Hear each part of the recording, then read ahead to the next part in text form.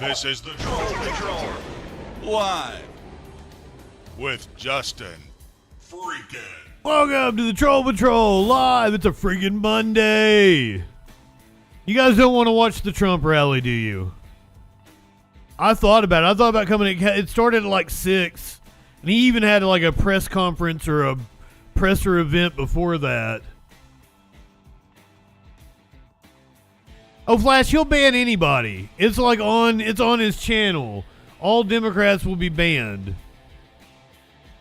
I should be getting close because, like, as Flash, I think it's 3 months. I think you got to follow up for 3 months, and I followed the Trump Twitch channel months ago, probably back in July, maybe before the assassination. So I might be getting close.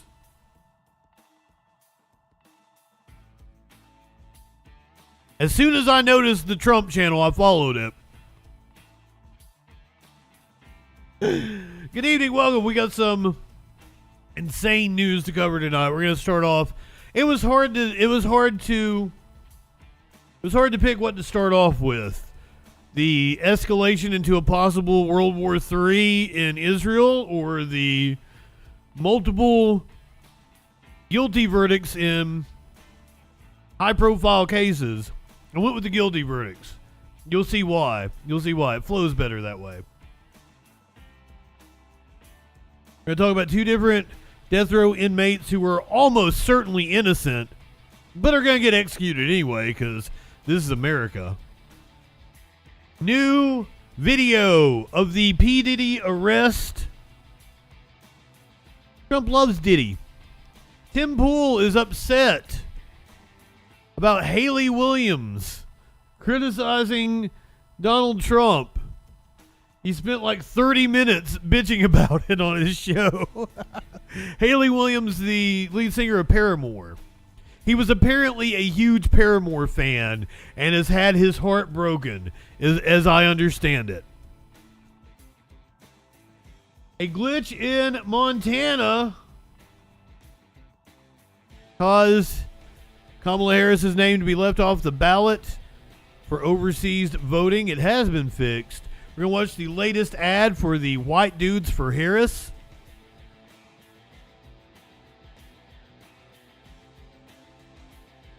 The GOP has unveiled their... Since we're talking about Diddy, I'm going to go ahead and let you know. Live Music Monday tonight. We're going to watch a P. Diddy concert. We're going to watch P. Diddy. And then we're going to watch the Foo Fighters. So join us for Live Music Monday after the Troll Patrol.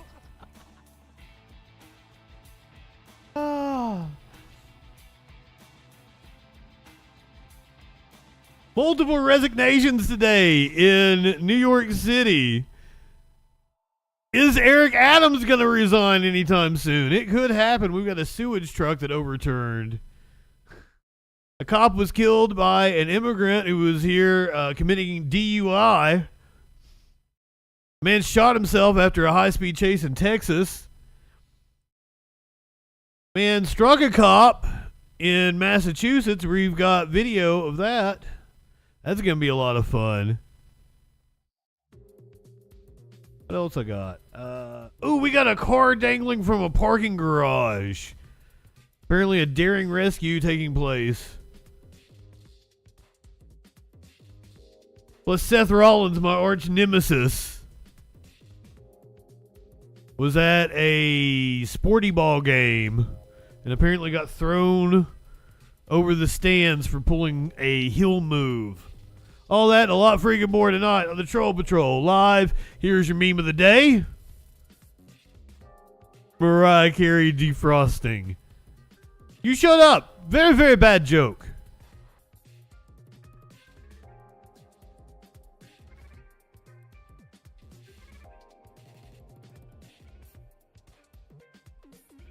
Every year about this time, people start posting, especially if you're in meme groups, people start posting about, oh, it's time to defrost Mariah Carey for her to come out and sing All I Want for Christmas. Torchy! Far too straight to understand a Mariah Carey joke.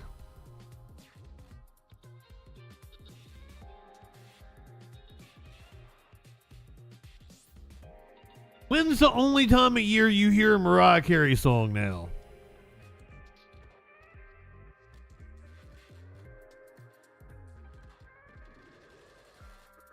I've failed with my meme. Princess Kimberly, good evening. All right, I'll get another one. This isn't really a meme, I guess. It's just something I sent to Warlord in the DMs. Cocaine affects everybody differently.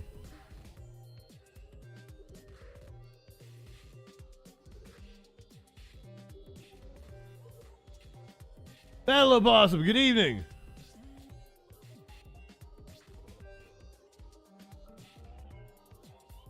I'm that guy. Lenny, good evening. We got a Massachusetts story for you again tonight.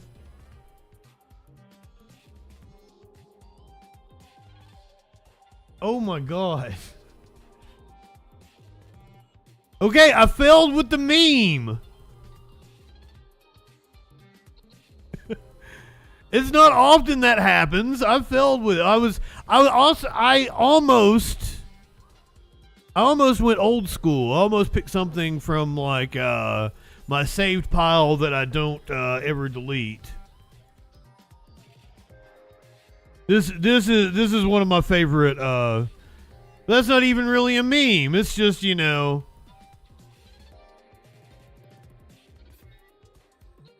I'm Jewish. I don't get Christmas jokes. Oh, good evening. I matched with this girl on Tinder, and she added me on Facebook. And I had apparently tweeted this out or shared it out not that long ago. And she DMs me, sends me this. And was like, is that true? And I was like, well, yeah. Like, what are you doing Friday? I just noticed the guy's little boner.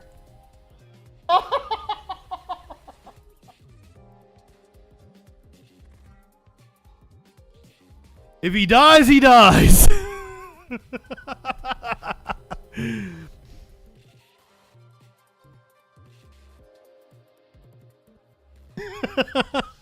Yeah, he had a little cute little boner.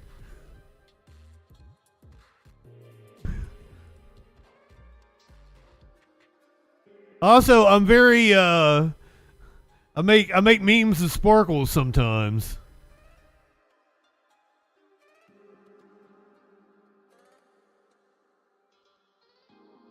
Battle of Possum definitely seen the little boner.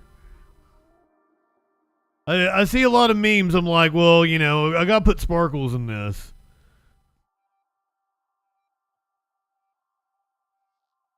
How about this one's a classic.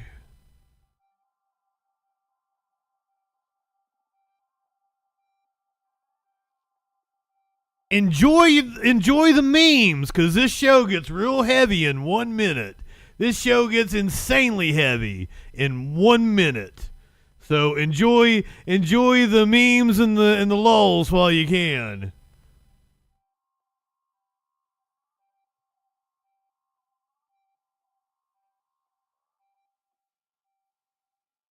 I was trying to find turtle bees. How men who hate Donald Trump check on their muffins. I had like 1 million people send me that. Oh no, I did not delete turtle bees. There's no fucking way. It has to be here. That's the meme that keeps on giving. I think I did. I'll have to find that motherfucker. Or find where I've sent it to Sparkles 1 million different times. I got the turtle bee symbol. Alright.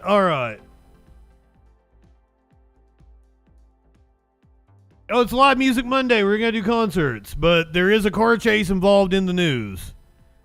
I hope that is that satisfies your craving. That's how I check my muffins. Starting off tonight, we're going to Boulder, Colorado, where a jury returned the verdict against the King's Super Shooter. We covered this mass shooting here on the show when it happened like 2.5 years ago.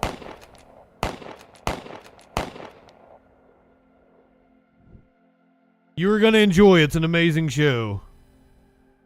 Here is the verdict. And it's our understanding that the jury has reached a unanimous verdict. Is that correct? On all counts? All right. If you could tender that to Mr.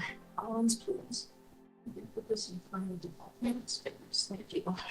I do believe this dude was a white supremacist, if I remember correctly. I'm going to remind everyone of the decorum order. Or am I mixing up my shooters? If you need to leave the room, you're welcome to, but please no audible outbursts. All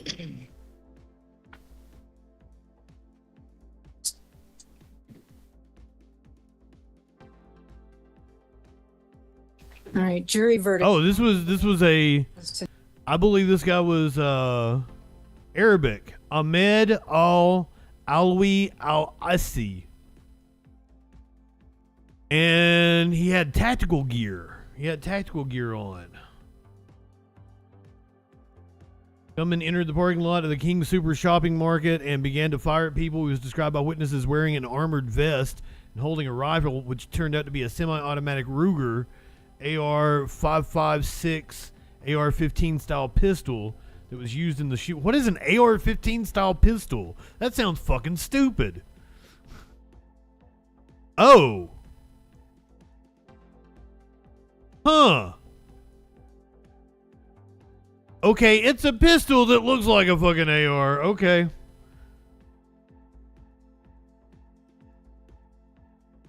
Ten people were killed, including an local on-duty officer. Nevin Stanisic. We, the jury, find the defendant, Ahmad Alyssa, guilty of count number 1, murder in the first degree. Jury verdict count number 2 as to Kevin Mahoney.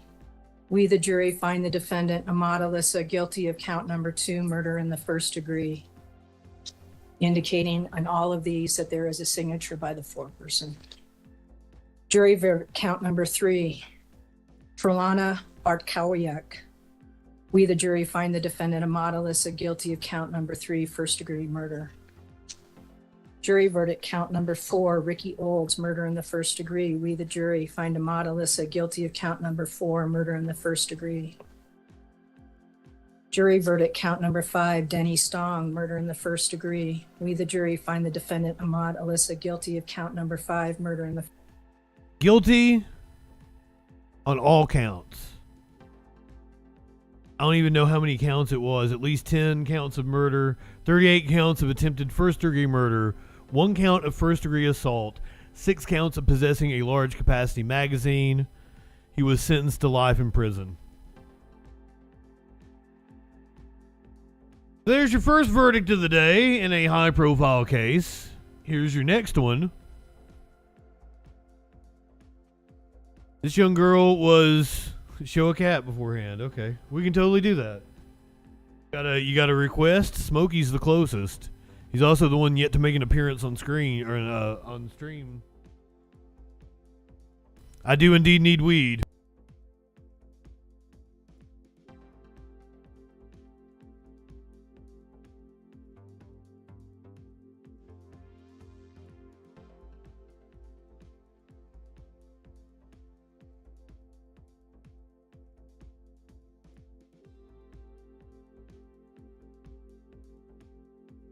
Mr. Maynard got very pissed off at me and because he got shown on the stream before the show started. Ran into his bedroom, so he is not even in here. Smokey's awesome. What are you talking about? I'll get you some Maynard. A teen girl in Mississippi found guilty of shooting her mom. She ambushed her mom, texted her stepdad from her mom's phone to attempt to ambush him. Looks can be deceiving. This 14-year-old with bushy bangs is a cold-blooded killer. She fatally shot her mother in the face and tried to kill her stepfather. As Jim Murray reports, it took the jury no time at all to decide this case. We, the jury, find the defendant guilty of first-degree murder. A baby-faced teenager hears a jury's damning verdict. A home surveillance camera caught the moment 15-year-old Carly Gregg shot her mother to death in their home. She creeps through the house, a handgun behind her. Moments later, the sickening sound of gunshots. Then she coolly sits in the kitchen and lures her stepfather into an ambush by texting him from her mother's phone. "When will you be home, honey?" Her stepfather testified about what happened when he returned. When I opened the door to the kitchen there, gun went off in my face. Wounded in the shoulder, he frantically called 911.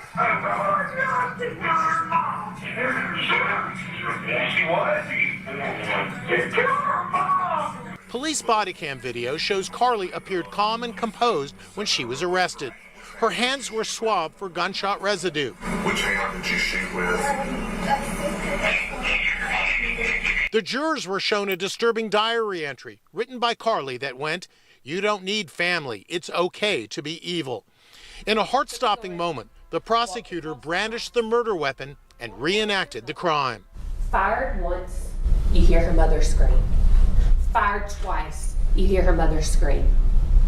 1, 2, 3, 4, you hear the third shot. Lawyers argued she should be found not guilty by reason of insanity, but the jury clearly didn't buy it. After just 1 hour of deliberation, they returned with a guilty verdict. Carly wept openly as the jury recommended a sentence of life without parole.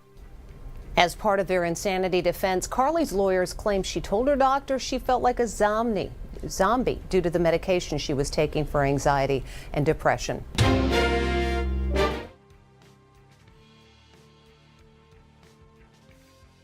I don't think it's right to send a 14-year-old to prison for the rest of their life. I think that's kind of barbaric. I don't know what you do in a situation like that. But we're a barbaric country. We're a barbaric country.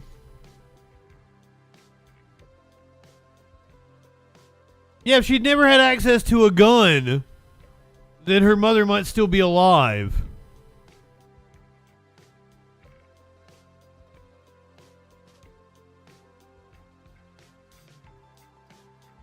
But this fucking country, we're so messed up. We're gonna execute an innocent man tomorrow. Tomorrow, we're gonna execute an innocent man.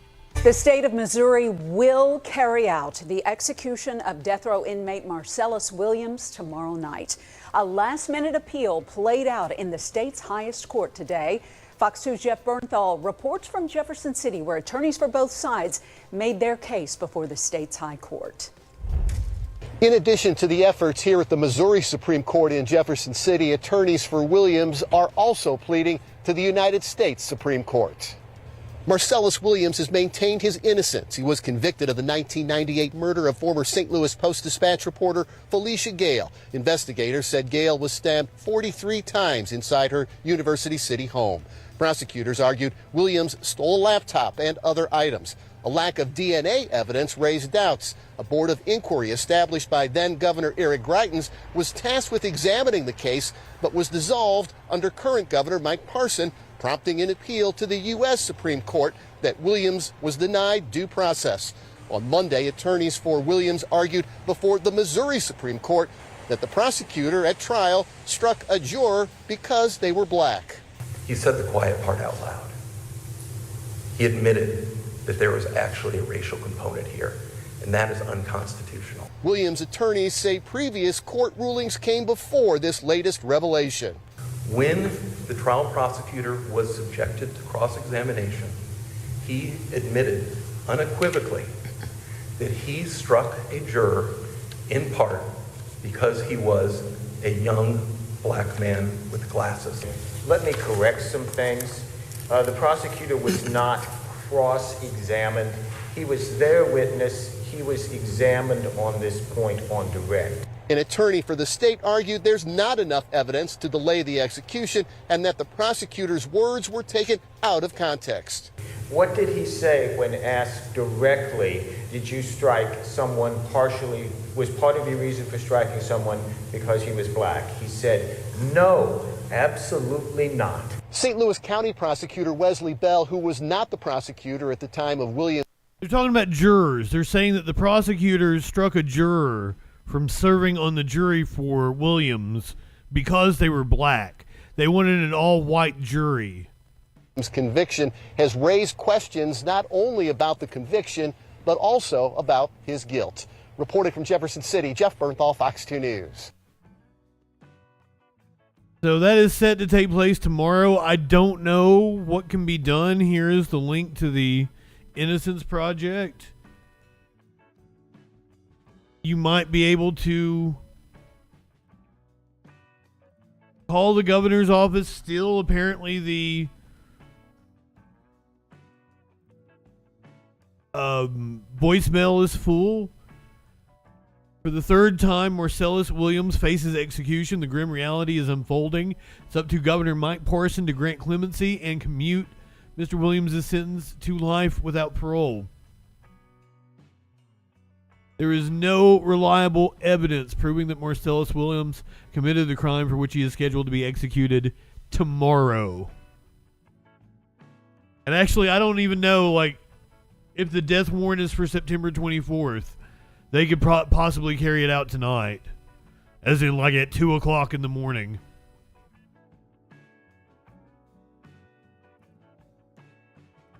The state of Missouri destroyed or corrupted the evidence that could conclusively prove his innocence, and the available DNA and other forensic crime scene evidence does not match him. Time is running out to stop Missouri from executing an innocent man. It's up to Governor Mike Parsons to grant clemency and commute Mr. Williams' sentence to life without parole, or at a minimum, stay the execution for further appeals to be resolved. I told you it was going to get heavy here. We keep it coming.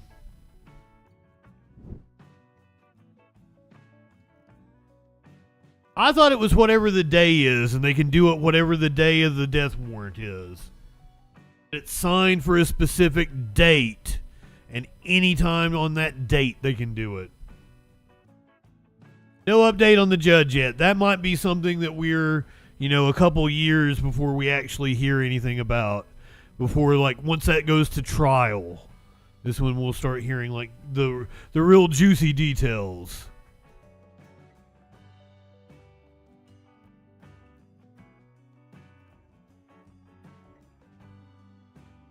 Author John Grisham is lending his name to the cause about an innocent man in Texas that the state is about to execute next month.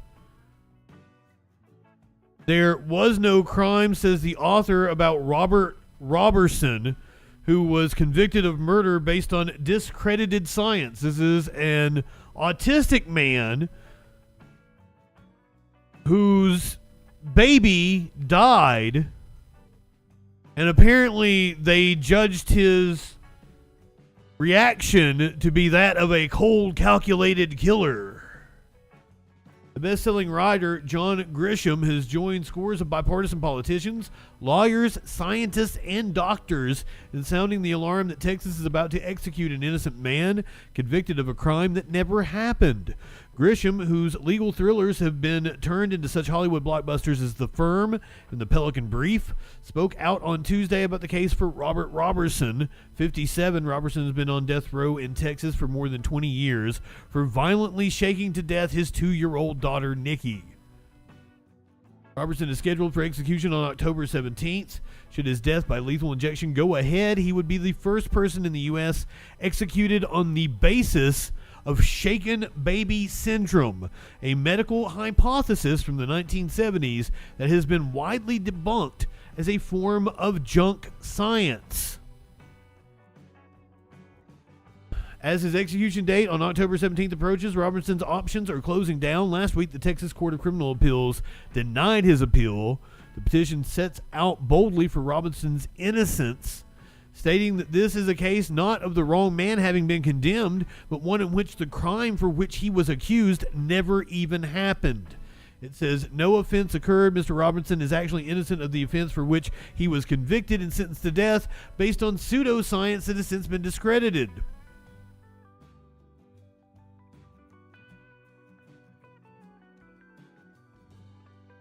The clemency petition argues that Robinson's conviction was based on 3 serious mistakes.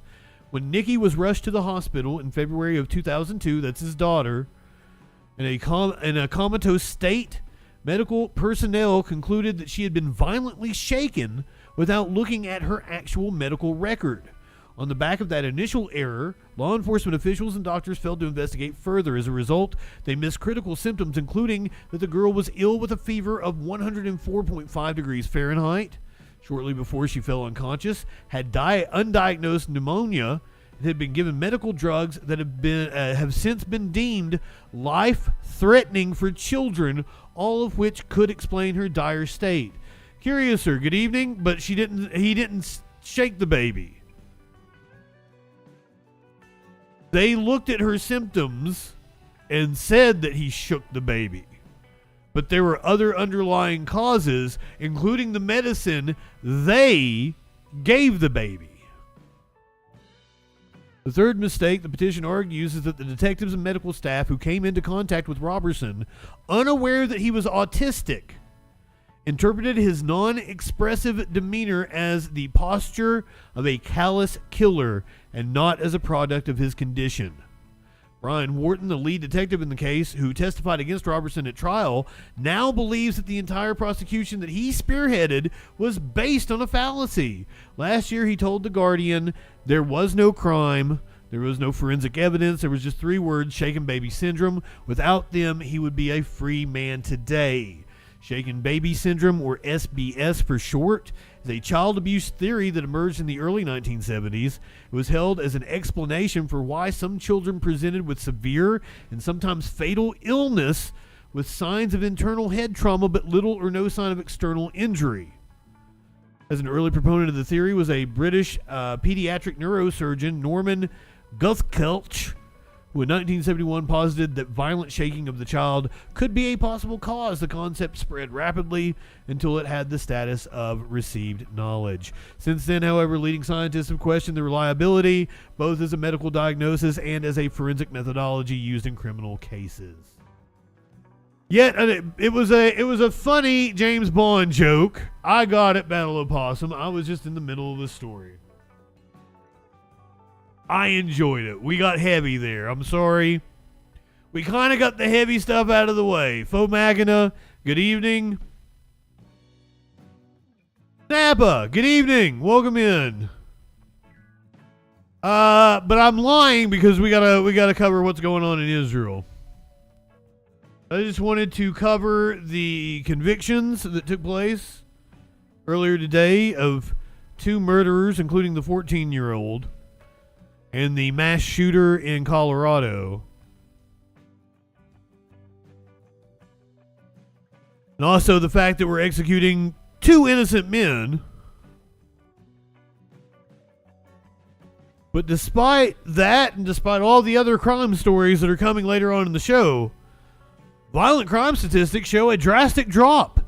New data from the FBI shows violent crime in the U.S. dropped in 2023. Preliminary numbers show violent crime also dropped for the early part of this year, continuing a downward trend after the pandemic-era crime spike.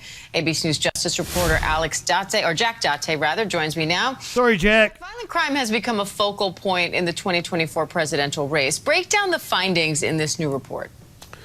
That's right. So in 2023, according to the FBI's new numbers that they've put out, it appears that violent crime went down 3% across the country, which is a pretty significant decrease. But also murders in particular went down 11.6%.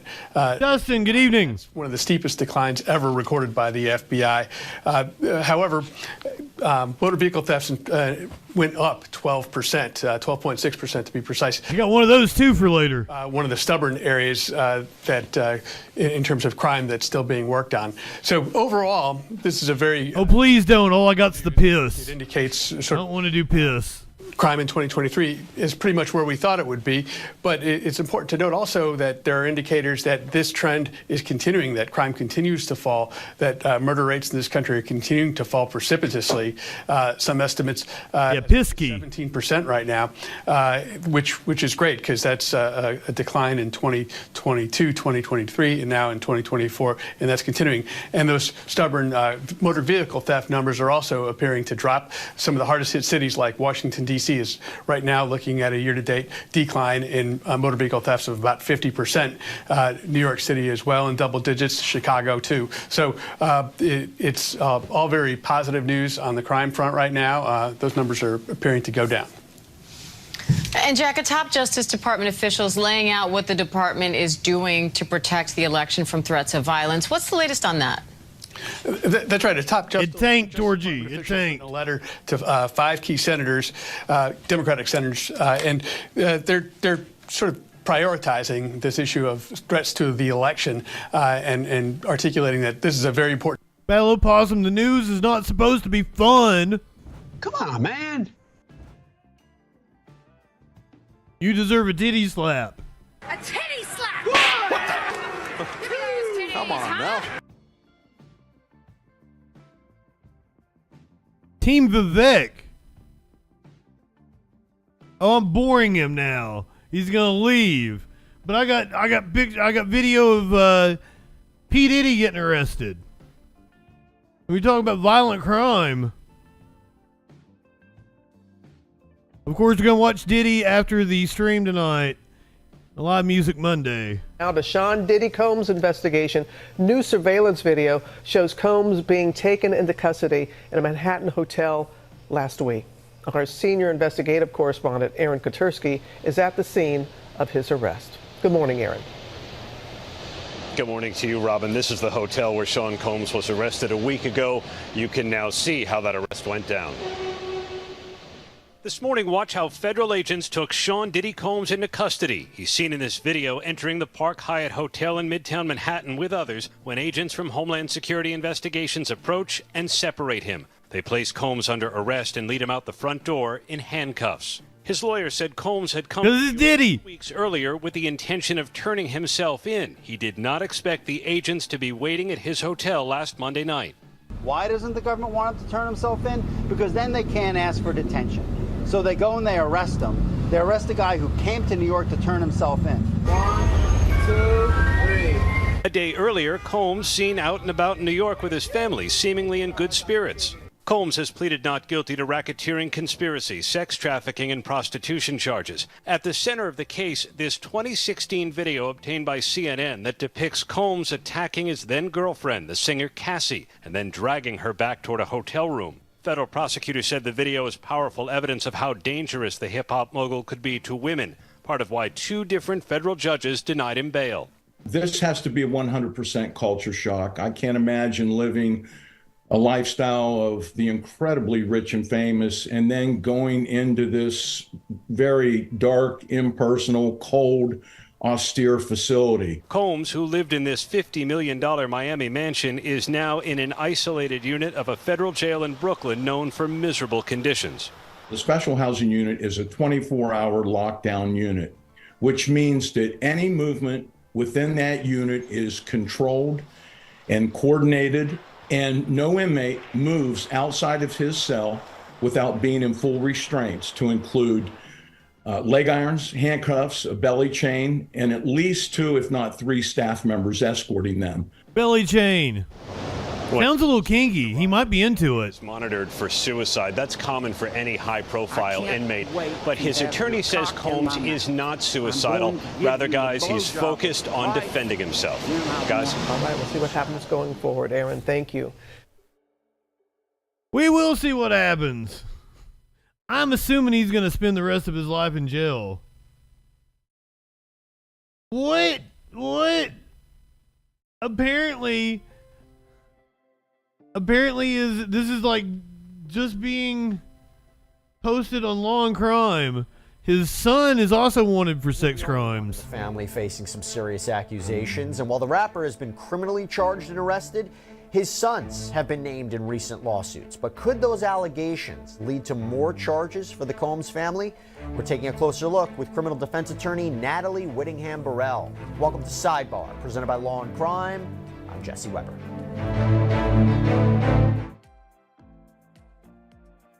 Oh, they're just speculating that his kids might be swept up in this thing. We don't know anything on them.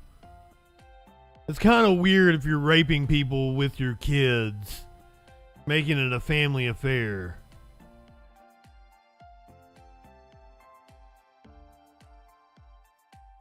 You know who really liked P. Diddy? Strict and focused businesswoman, because working for Diddy for 6 years trained me to have to be perfect. Working for Diddy? Absolutely. I love Diddy. Don's never been wider. I love Diddy. You know, he's a good friend of mine. He's a good guy. He expects. Is he a good guy? I don't want to answer that question. Oh, wow. I think he's a good guy. I'm going to stick up. Oh, shit. Oh, shit. Oh, that's wild. Strict and focused businesswoman, because working for Diddy for 6 years trained me to have to be perfect. Working for Diddy? Absolutely. I love Diddy.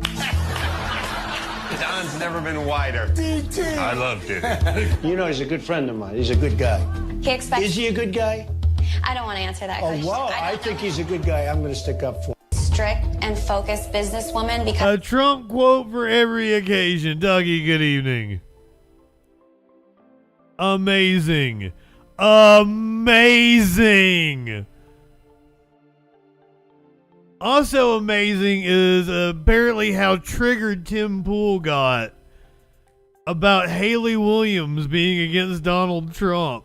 He spent a half hour ranting about Haley Williams, the lead singer of Paramore. It seems Tim Pool was a really big fan and had a crush on her, if I had to guess. Ladies and gentlemen, from the Rolling Stone magazine, Haley Williams of Paramore slams Donald Trump. Project 2025 at iHeartRadio Fest. Do you want to live in a dictatorship? Boy, do I have so much to say about this. I've been a big fan of Paramore for a while, as much as I've been a fan of, as I mentioned, The Used, Taking Back Sunday. Who else did we have? I don't know. There were a lot of bands. Panic at the Disco. Earlier stuff. I don't really listen to this stuff that much anymore. But there were a lot of bands. Not the good stuff. Space of pop punk, post-punk, indie rock. Paramore was a bit poppier, but I did enjoy their music, despite... Haley Williams is fun to fucking watch. You may not like Paramore's fucking music, but you watch her live, holy shit. The fact that it was written by a teenage girl who was constantly writing about how she was upset with the boy she was dating. I don't mean that disrespectfully. That's the truth. That's what her songs are basically all about. I don't know what else she'd sing about. She was a teenage girl singing about what she was experiencing, and that's what you'd expect. But they're poppy, they're catchy, they're fun. And they did have that song back in 2013 called Still Into You, which is about her husband, and it is a heartwarming, good poppy beat. However, this lady has lost her way. She used to... Wait! And this is true, and I'll tell you all about this. First, let's play the clip in question, but the point of this story, why we're covering it, it appears she was reading a script the whole time. She was told what to say about Donald Trump at this event, and it is despicable. What? It is cringe-inducing. She was reading a script? And the American people, and I am ashamed to say that I was a fan of this band. Now, don't get me wrong. Some people say, if I judged everything off of politics, I'd never like any band. I like Paramore, but this is despicable. Despicable! And I'm going to tell you why. It's one thing for Taylor Swift to say, I believe in Kamala Harris, positive message. And I say, okay, well, Taylor Swift's going to Taylor Swift. Let's not, Haley Williams goes on stage, apparently reading from a script and lying. That's despicable, the dishonesty. All right? Now, don't get me wrong. This doesn't change the fact that I like a lot of their songs. Even some of their newer stuff, which is kind of play the video doing that well, but we'll talk about that. And I believe this may be why Haley Williams decided. I think they were one of the top touring acts in like Paramore ain't doing 2022. I mean, they're doing great by any standard metric, but not where they used to be. And so let's talk. I mean, they're doing great by any metric. Here's the clip in question. They were one of the top touring bands. Project 2025 is Donald Trump's play. I want to point out that she was just opening for Taylor Swift. They're not doing well. She, Haley Williams, was just, and this might be opening for Taylor Swift, but I don't think it is. Looks like it's at like the iHeartRadio Festival. But like, she was just opening for Taylor Swift. Not doing well. Controlling and punishing women, poor people, people of color, and the LGBTQ plus community. It is time for all Americans to band together and to finally defeat the Trump agenda. And the only way to do that is by confronting him at the polls. Do you want to live in a dictatorship? Well, show up and vote! Yeah! Cringe. Well, here's the crazy thing. Shut up and vote was kind of, Playbook for controlling and punishing women, poor people, people of color, and the LGBTQ plus community. It is time for all Americans to band together and to finally. I wanted to point out it doesn't look like she's looking at that piece of paper, but even if she is, even if she like typed up what she wanted to say, that's not like, that doesn't mean that the Democrats typed it out for her. But notice that this is over her face because I don't think she's looking at that piece of paper. Do you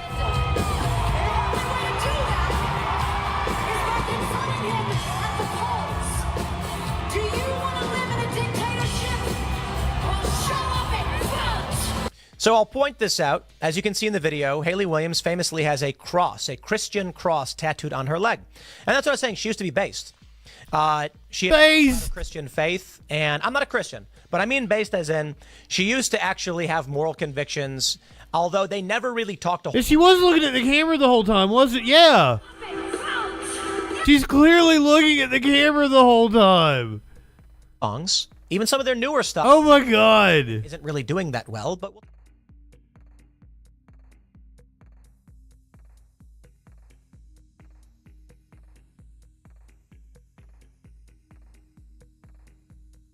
Right-wingers are morons. He made 30 minutes of content out of that and probably made thousands of dollars off of that one piece of content.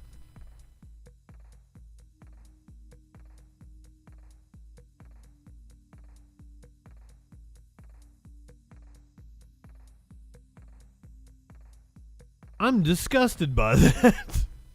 I just want to make enough to live on.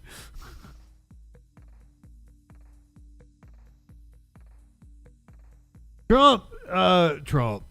Tim Pool might say that the Haley Williams tirade about Trump is one of the reasons why he keeps getting assassination attempts against him. I wouldn't say that, of course. Trump's would-be assassin was in court today. Apparently a letter revealing his motives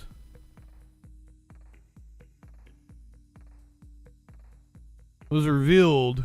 Now to breaking news involving the suspect accused of plotting an assassination attempt against Republican presidential nominee Donald Trump. Court documents made available today suggest I'll sell out to Putin. Had been planning this attempt. One of the pieces of evidence Mama. shared is in this letter. Investigators say it was included in a box that was dropped off at a witness's home by Ralph, quote, several months prior. By Ralph? Investigators say it Who's contained a Ralph? handwritten letter addressed to the world and stated, among other things, quote, this was an assassination attempt on Donald Trump, but I failed you. That witness says he opened the box after the September 15th incident at Trump International. Also in these documents, a photo that investigators say shows the obliterated serial number on the rifle used by Ralph. Right now, Ralph faces two different charges, possessions of Oh, Ralph. Okay. Ralph, as in his last, Ryan Routh was the name of the suspect. I thought they'd been saying Ralph this whole time. Like, who's Ralph? as a convicted felon and possession of a firearm with an obliterated serial number. More charges on the federal and state level are possible. Meanwhile, happening right now, Ryan Routh is appearing before a judge at the federal courthouse in West Palm Beach. The judge is deciding if he will be released on bail until his trial date. God dang it, Ralph. Parker is outside the Burrito, good evening. Terry, what's the latest there? As you said, right now inside the federal courthouse here in West Palm Beach, Ryan Routh. She looks like she should be a country music singer or some shit. Why are you a news reporter? Is learning whether he will be denied bond in this pretrial detention hearing. Those new documents just filed with the court hours ago outline some disturbing new evidence that investigators found after the assassination attempt on September 15th. Inside the Nissan that Ryan Routh was driving when captured on I-95, they say they found 6 cell phones, one of them containing a Google search on how to travel from Palm Beach County to Mexico. They found 12 pairs of gloves, a handwritten list of dates in August, September, and October, and venues where the former president had appeared or was expected to be present. Agents say cell tower information showed Routh travel from Greensboro, North Carolina to West Palm Beach on August 14th. On multiple days from August 18th to September 15th, his phones pinged on cell phone towers located near Trump International Golf Club and near Trump's home at Mar-a-Lago.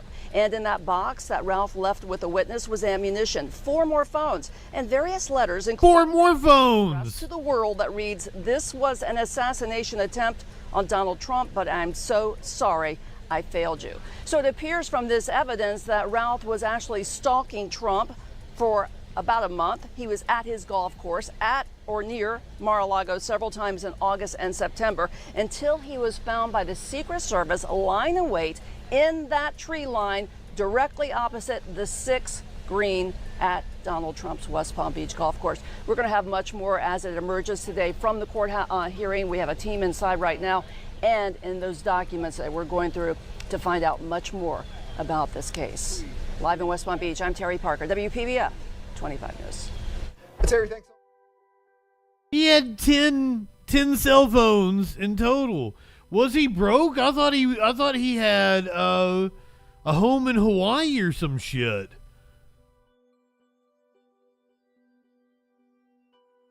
How you traveling back and forth between like Hawaii and Florida?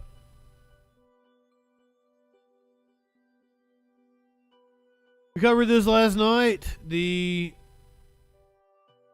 new election rule in Georgia could have people staying awfully late. Minus 6 weeks and counting until Election Day, and the state election board was back today for another marathon meeting. This comes after the board met for the better part of 8 hours on Friday and passed a controversial new rule that will impact poll workers. The 5-person panel signed off on a required hand count of the number of ballots cast after voting is completed. Gwinnett County Election Supervisor Zach Manifold says computers will still count the votes, but after each precinct closes, 3 poll workers will each now have to complete hand counts of the ballots. He says this check will keep poll workers late on election night. Damn Blatt. What's up? To the following morning. We've already got the results, we've already got the memory cards, but now the poll officials have to stay there maybe up to a couple more hours and hand count sheets of paper. They're not counting the actual races, they're just hand counting sheets of paper, and I just don't see a lot of value there. Well, this was one of 11 new rules considered by the election board on Friday, with some other more complex proposals being tabled. Well, the decision to require a hand count of all the ballots was a big topic of discussion on this weekend's The Georgia Vote for our roundtable guests, Democratic consultant Amy Morton and GOP strategist Jay Williams. I think that the new rule passed by the Board of Elections is not based in law, and that it actually opens the process to more fraud, and I hope will be challenged quickly. Yep. I think we're making a mistake by changing a bunch of rules right before the election. I just don't think it's wise. I think we're opening ourselves up to potential problems that we're not foreseeing. I do believe that Republicans put in place a lot of election measures the last session or the session before that, and I think that those are sufficient. Well, we'll have much more on the race for the White House next Sunday on a new edition of the Georgia Vote. We'll sit down with former state senator Jason Carter as he reflects on the legacy of his grandfather, former President Jimmy Carter, who, by the way, turns 100 years old next month. Plus, we'll bring you another installment of our Voice of... Says he wants to live long enough to vote for Kamala Harris. For the Georgia Vote this Sunday morning at 11, coming up here on 11 Alive. I hope he makes it. I hope Jimmy Carter makes it long enough to vote for Kamala Harris. Like, he's got his heart set on it. But apparently people who might have been receiving overseas ballots from Montana, that's mean, Prometheus. Montana's overseas voting system has been fixed after an error left Harris off the ballot. Military and overseas voters can once again vote through the state's electronic absentee system after the Montana Secretary of State's office corrected an error that left Democratic presidential candidate Kamala Harris and running mate Tim Walz off the ballot. Friday, the Secretary of State's office took down the system that some military and overseas voters use to case their ballot for several hours while vendors fixed the system after the office was notified of the omission. Secretary of State Christy Jacobson's office issued a news release on Monday morning that started with the assertion, "No, Montana did not leave a candidate off the 2024 general election ballot." The Daily Interlake first reported the issue with the electronic absentee system on Friday afternoon, saying a Flathead County voter living in the United Kingdom had logged on to the absentee overseas ballot system on Friday and noticed the presidential race only contained Republican Donald Trump and independent Robert F. Kennedy Jr. as options. The story noted that Jacobson's office was fixing the error with a vendor and that it would be rectified by later in the day. Friday was the first day that military and overseas voters from Montana could start voting in the November election.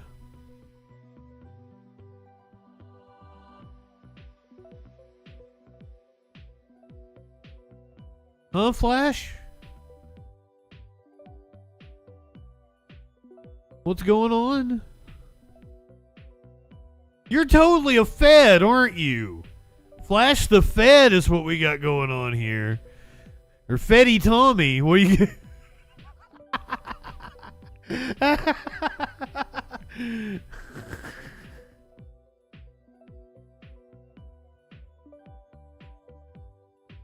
I'm sorry. It's a Russian dog whistle? What does that mean, though? I don't get it.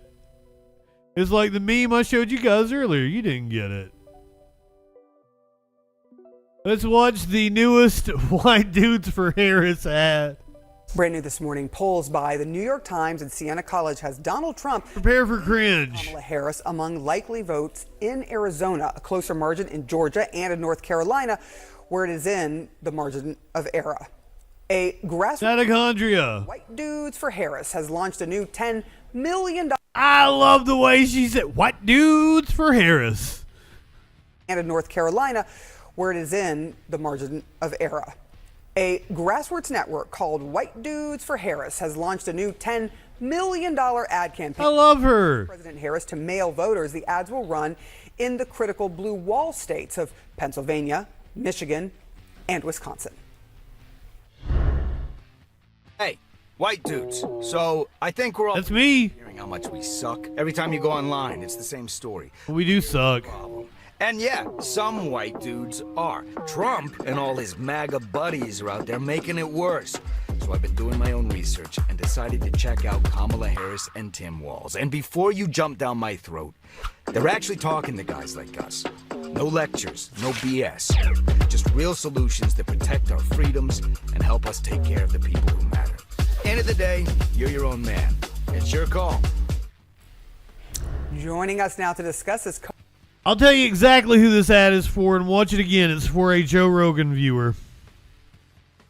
That's exactly who this is for. I think we're all pretty sick of hearing how much we suck. Every time you go online, it's the same story. We're the problem. And yeah, some white dudes are. Trump and all his MAGA buddies are out there making it worse. So I've been doing my own research and decided to check out Kamala Harris and Tim Walz. And before you jump down my throat, they're actually talking to guys like us. No lectures, no BS. Just real solutions that protect our freedoms and help us take care of the people who matter. End of the day, you're your own man. It's your call. Joining us now to discuss is co-founder of White Dudes for Harris, Ross Morales. I think that's effective. First of all, what made you start this group, White Dudes for Harris? And I suspect some of it has to do with the polling.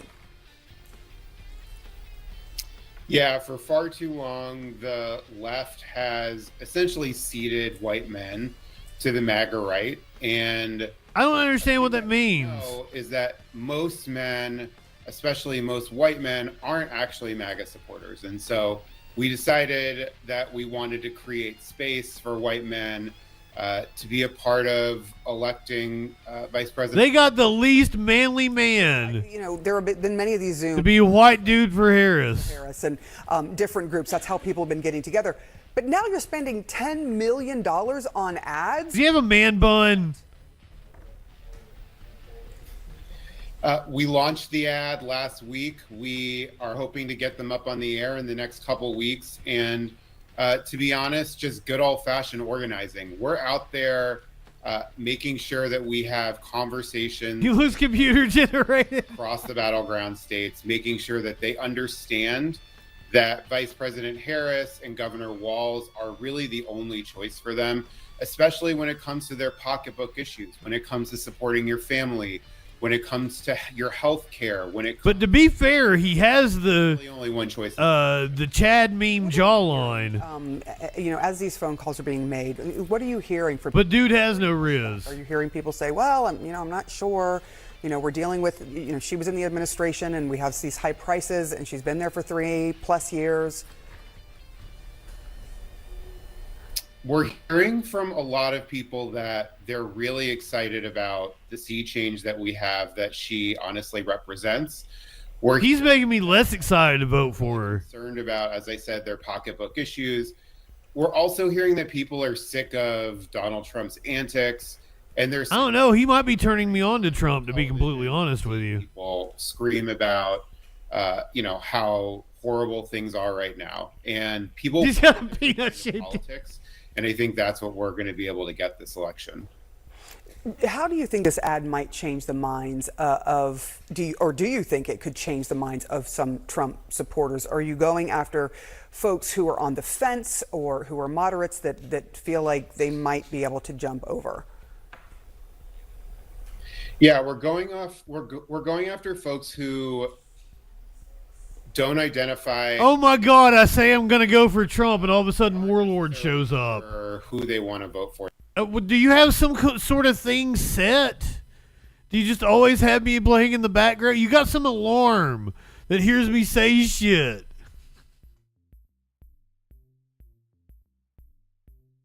Niggers for cookers, welcome in. He saw the Trump signal. Yes, this dude is making me want to vote for Trump.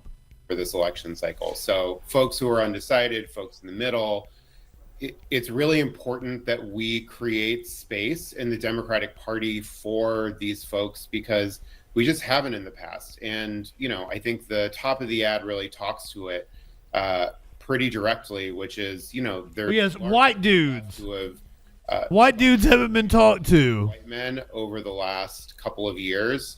And shut the fuck up, dude. I can't take it anymore. It only had like fucking 20 seconds left on it. I can't do it.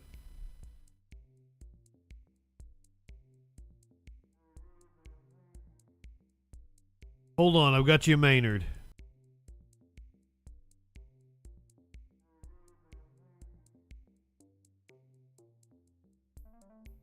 I do not have you Maynard. He went running.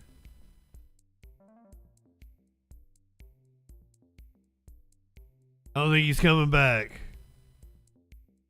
He's upset I tried to grab him.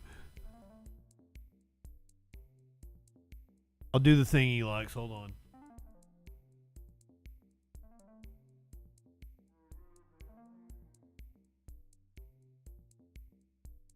There he is.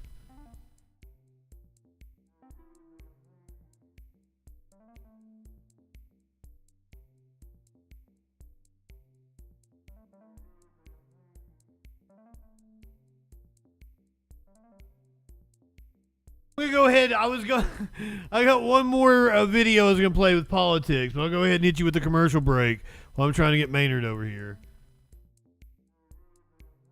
He's being a little shy. Here's commercial breaks for those of you who aren't stubs. Stick around. We've got so much news, so much more news to cover. All kinds of crazy shit, including a car hanging over a parking garage. I'm gonna get him. I'll get him.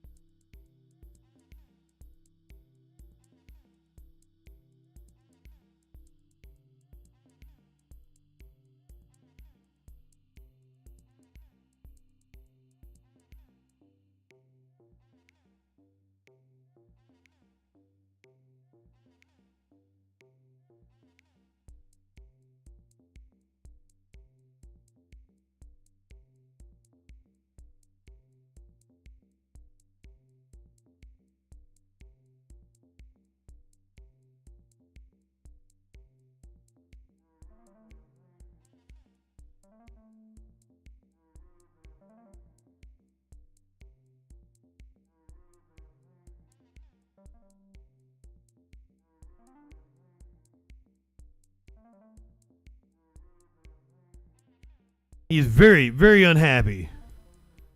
Good night, Lenny. Light one up, tip one back. I need to light one up.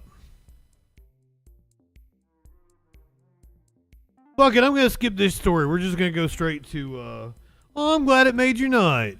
Oh, he's over there in the corner. Being a little weirdo. I love him because he's so odd. He's so different than the other two cats.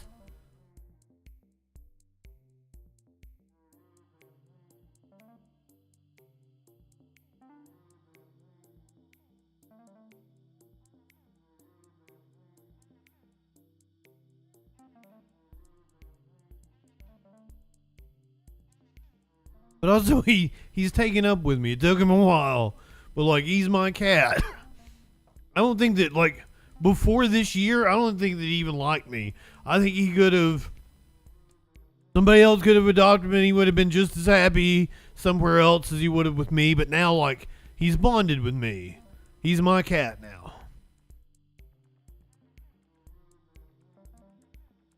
Oh, it's got 30 seconds left. Everybody's not back from commercial break yet.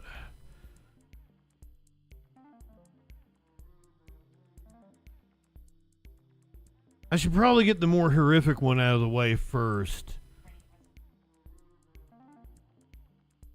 No, I think we're gonna go Ukraine before Israel. I'm gonna put it off a little longer. Sometime around the top of the hour. That's just Stockholm Syndrome.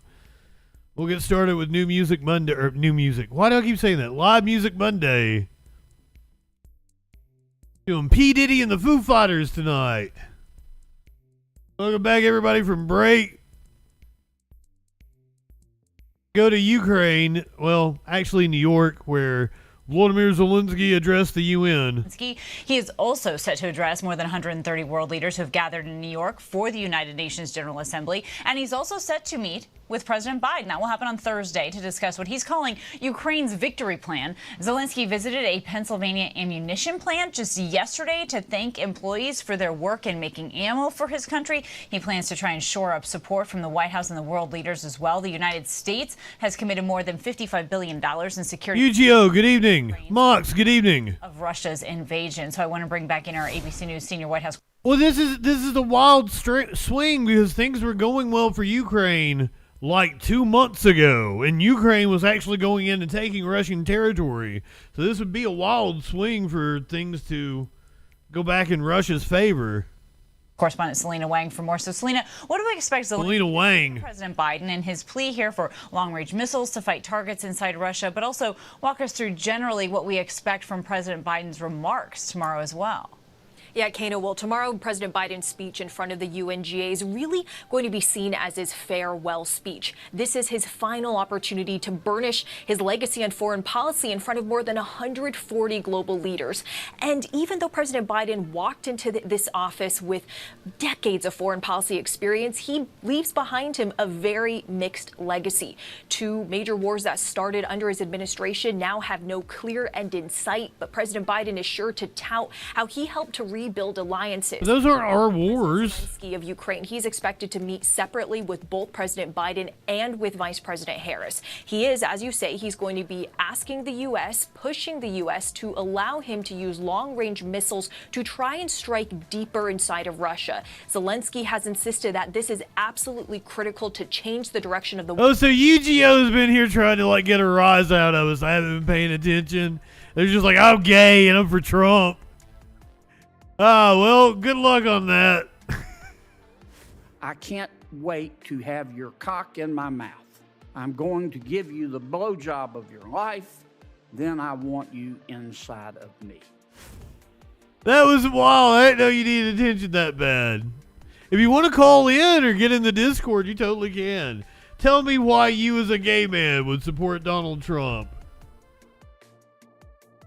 War, but U.S. officials have been highly skeptical and reluctant to allow the use of this. Zelensky is also going to outline his, quote, victory plan, and we've learned that this is going to include specific figures and the amount of military assistance that Ukraine believes is necessary in order to force Russia to end this war. We've also learned that this victory plan also includes a list of specific diplomatic and political steps. So two very critical meetings, and notably, these meetings are happening separately with President Biden and Vice President Harris as world leaders, including Zelensky, look forward to the possibility of the next administration.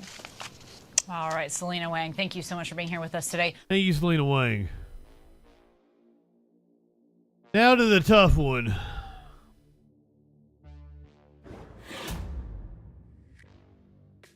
There is rumblings that Israel has deployed a tactical nuke.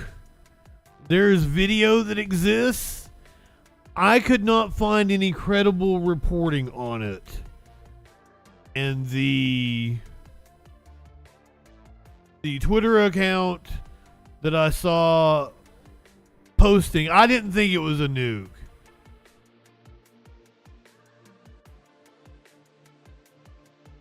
That's why I didn't want to include that in the video, because I could not thermobaric bomb. That's what a lot of people were saying, that was like some sort of bunker buster or whatever the fuck they call it.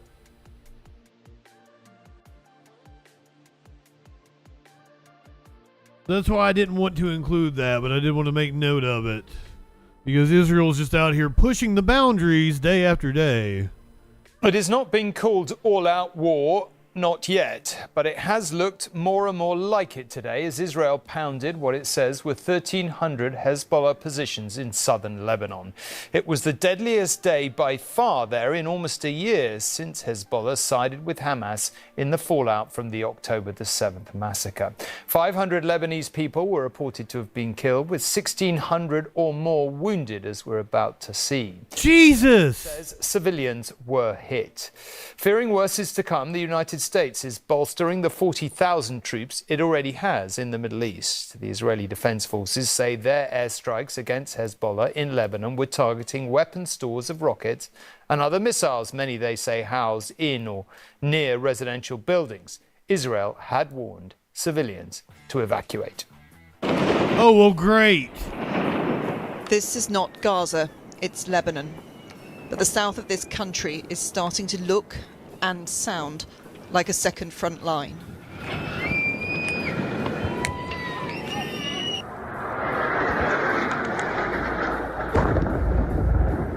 Israel says it's targeting Hezbollah positions. From dawn, the attacks have been relentless. But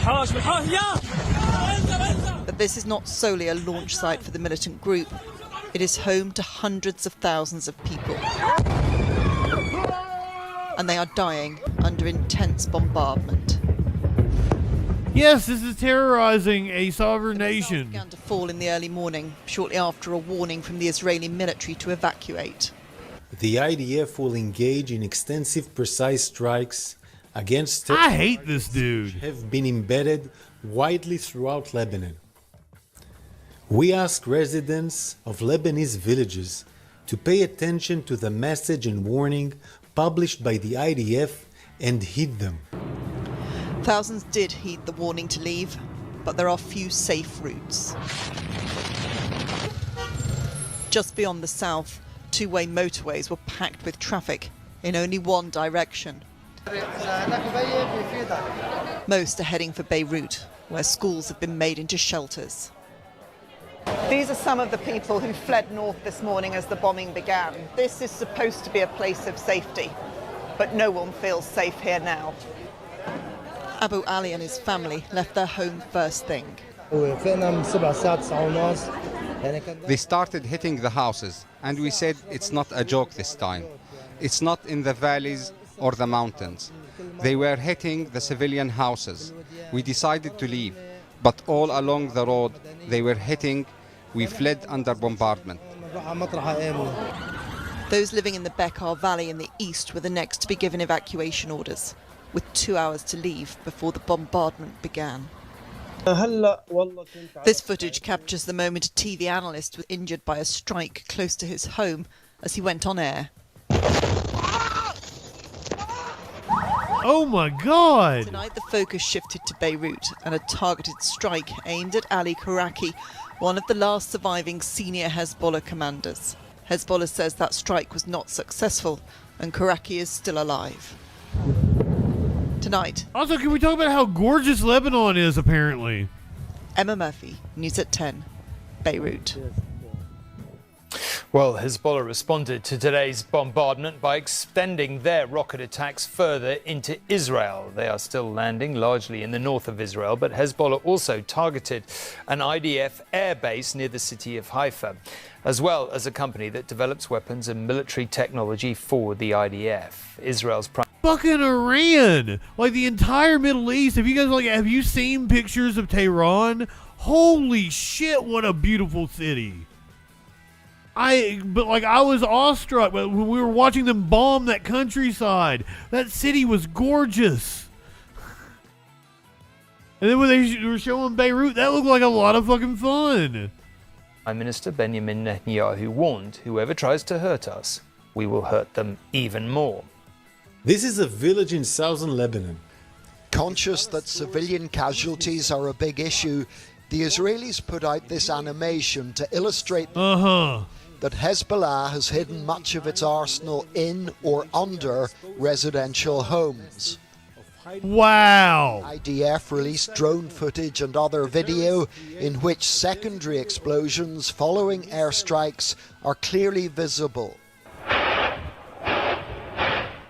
Israel says these additional blasts prove their point as they were caused by the detonation of concealed Afghanistan looks pretty ugly, Warlord. Flying off haphazardly.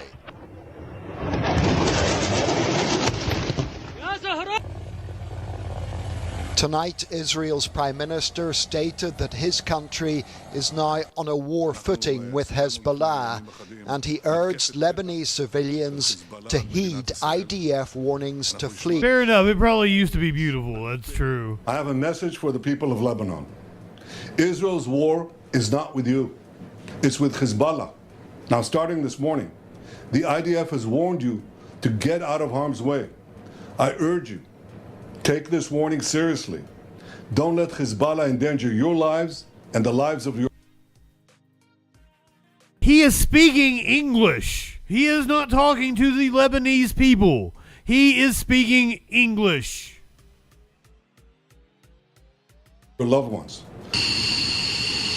That was Western propaganda. Israelis made their case for hitting ostensibly civilian buildings on the same day that their Air Force, on its highest state of alert, attacked more than 1,300 targets, killing nearly 500, according to the Lebanese authorities. The Israelis are conducting airstrikes further north, and Hezbollah are firing missiles and rockets further south. These are interceptions above the port city of Haifa tonight. The tit-for-tat exchanges are becoming more extensive and worrying by the day. And tonight, John's in Tel Aviv, Emma's in Beirut, and Dan's in New York. Where I don't think we have no president, Mox. I don't want to hear the talking heads on this. We heard the reporting. I don't think we have no president at the moment, but they are definitely taking advantage of the fact that we have a lame duck.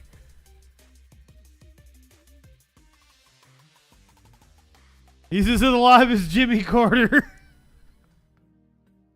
I absolutely believe they're taking advantage of this power vacuum at the moment.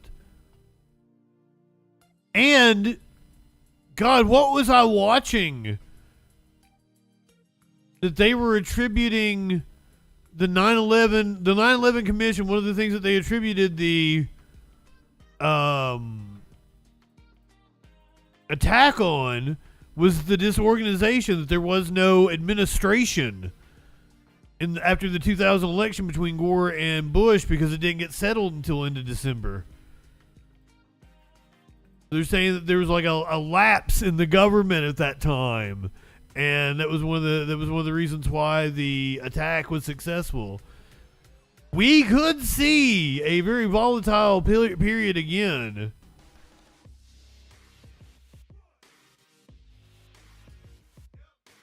Bagheera, good evening, but I don't understand, fucking Trump is just going to roll over for Putin and Ukraine won't exist anymore.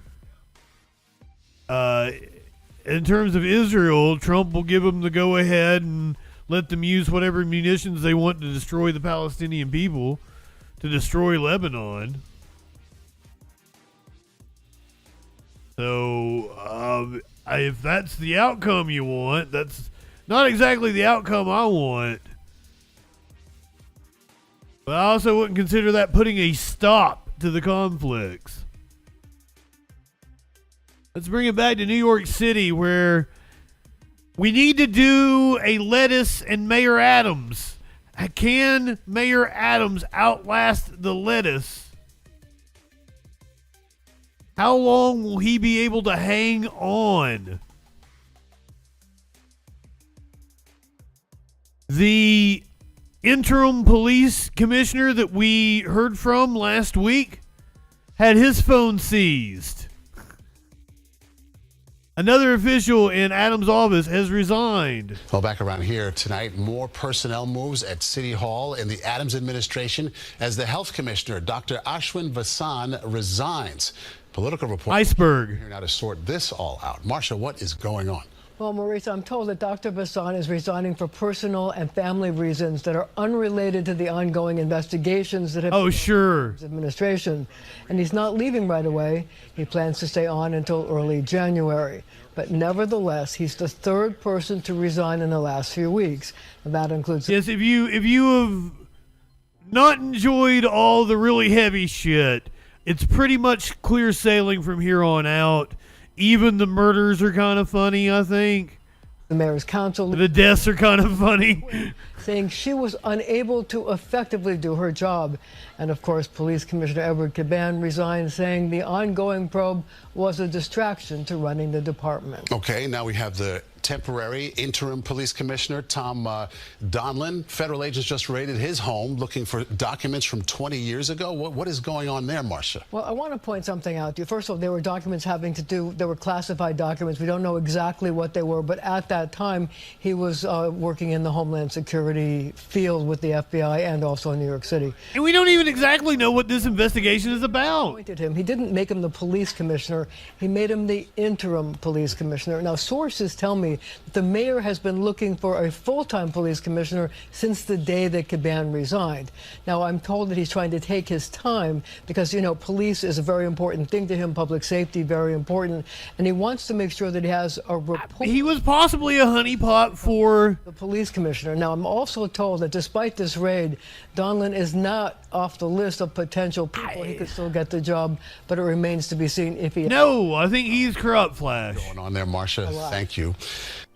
I don't think the feds are using him to draw out other corrupt cops. I think he's just that fucking corrupt. Because, like, one of the things that we know about Adams was he was on the take from Turkey, and that he might have violations where he failed to register as a foreign agent.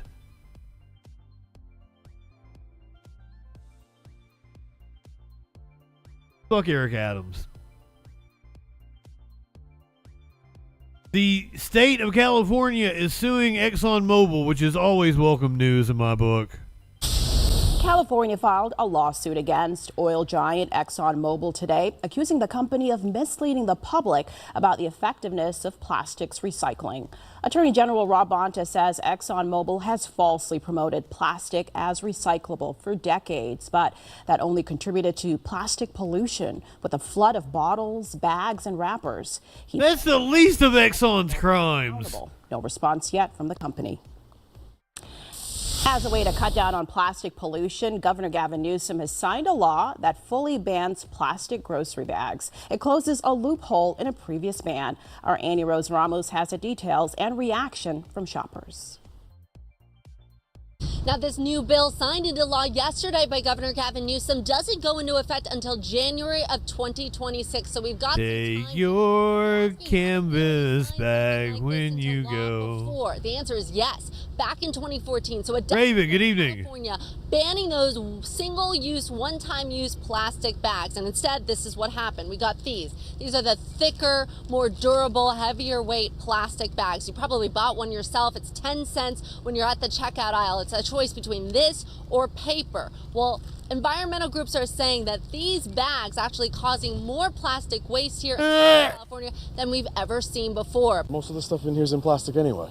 Wow. I got two things of tortillas. It's in plastic. A beanie time. It's in In plastic. plastic.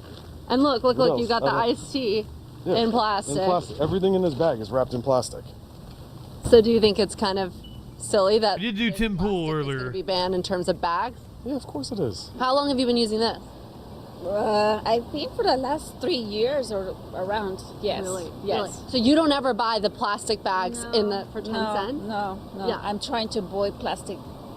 Now, we tried to check it out for ourselves when it comes to these bags. You see us walking into the Ralph's store here looking for the recycling receptacle to put those thicker plastic bags into. Employees pointing us over to a bin by the entrance. Now, an LA Times report finding that most recycling facilities, they don't even recycle these types of bags. Cal Recycle even saying that plastic bags aren't recycled on a large scale in California. So those bags, a lot of them end up in landfills anyways. You'll look good in the beanie. Also finding that majority of shoppers, they don't reuse those bags either. So this new law really looking to dramatically reduce plastic bag pollution.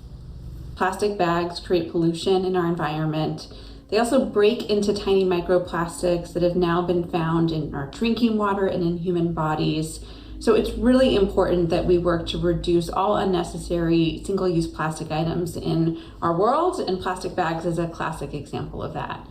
So come 2026, these bags, they're no longer going to be around at grocery stores and restaurants and a lot of other stores. What your options are going to be left with is these plastic/cloth bags. However, other states that are using them say that these aren't really recyclable either, and some groups pushing to bring plastic back. But as far as what your other option is, cloth. It's reusable, it's washable. A lot of folks say they're going to be using this from now on. Reporting from Studio City. Kanye, good evening. I'm Justin Poole. If Jay and Silent Bob had a kid.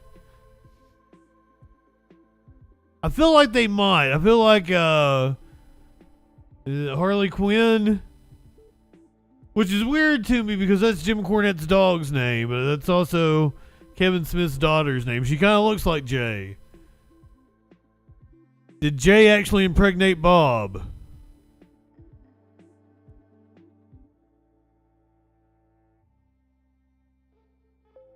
Unfortunately, somebody dies in this story, but also apparently some shit got spilled. Breaking news out of Costa Mesa. That's where the driver of a tanker truck has died after a violent collision. The intersection is closed while the accident is investigated. KTLA 5's Orange County Bureau Chief live near the scene with the latest details. Chip? Yeah, hey there, Corinne and Glenn. You can see the accident scene behind me. A major intersection here in Costa Mesa shut down because of this accident. Let's God damn. Video, a closer look at the two vehicles involved, one being a tanker truck. That is actually a sewage vacuum truck you're looking at. It's a truck that goes around and collects sewage from different places. Was it full? With a small red SUV that you should be seeing in your video as well. Right now, we're told this happened around 8:40 this morning. Oh shit, indeed. After the accident, when first responders got here, they found that the driver of that sewage tanker truck was dead at the scene. And the other driver of that small SUV, that looks like shit everywhere, to a local hospital. But because of what was in that truck, some of the sewage in that truck spilled onto the roadway. We have seen some hazmat crews out here. We're told Orange County Health also coming to the scene to take a look. Some crime scene investigators going up on a ladder to look inside the truck to get some information from that perspective. So we understand that this intersection is going to be shut down for a few hours at least. As of right now, investigators say they do have a pretty good idea of how the accident happened. At this point, based upon independent witness, I bet it stinks. Footage, the sewage vacuum truck was headed westbound on Sunflower and was broadsided by a vehicle that was traveling northbound on Fairview. At this time, the investigation does appear to show that the sewage vacuum truck driver ran the red light, and that was the cause of this crash. So again, because of the situation, the different circumstances involved, it's expected that this intersection here at Fairview and Sunflower will be closed for a few hours. So if you're coming through this area, you might want to try another route. For now, reporting live here in Costa Mesa, I'm Chip Yost. Avoid the smell. You can tell which way not to go. You just sniff it out. This story also contains a death, but I feel like you guys are gonna cheer it on. We've got another good cop, my friends. A suspect has been charged with DUI after causing a St. Louis police officer's death.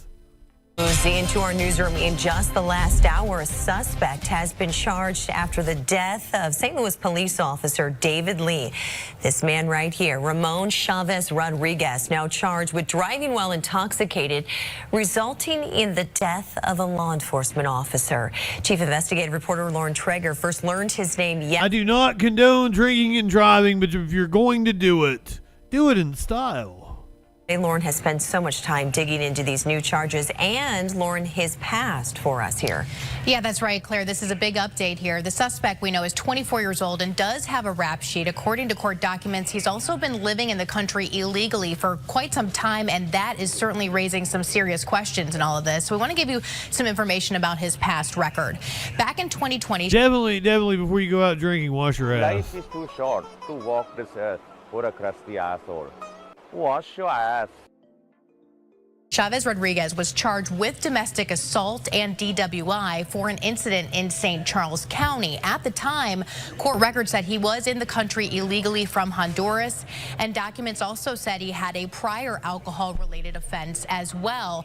He is actually still on just a little drinky poo. That case, though his probation records say he's pretty much always been in compliance. He actually would have been eligible to get off probation as early as next month. Now, though, we know he is now charged in this tragic case. St. Louis police say Officer David Lee was working a separate accident on Interstate 70 when Chavez Ramirez lost control of his vehicle and hit Officer Lee, and according to court records, pinned him against two vehicles, then threw him several feet. Lee later... Oh yeah, this might very well make it into the election. Stayed on the scene, was arrested. A blood test, according to documents, found him to be over the legal limit. They also collected a recorder from his vehicle, investigators did, which clocked him going 16 miles over the speed limit there just 5 seconds before the crash. That, according to prosecutors, meant he was acting with what's called criminal negligence. And there is a specific provision in Missouri law for DWI in which a law enforcement officer is killed. But that limitation, that criminal negligence, has to also be met. But that elevates this charge to a B felony, a serious felony. He is currently being held right now in St. Louis City without bond. We are expecting to learn learn more information at a news conference coming up in just about an hour or so. We're also, of course, going to be asking questions about these issues with whether he should have been deported after those charges previously, what was going on with his immigration status. We're going to be asking all those questions, and we'll bring details as soon as we have them. Claire. All right, Lauren, First Lord 4, as Lauren alluded to, of course, we're going to continue.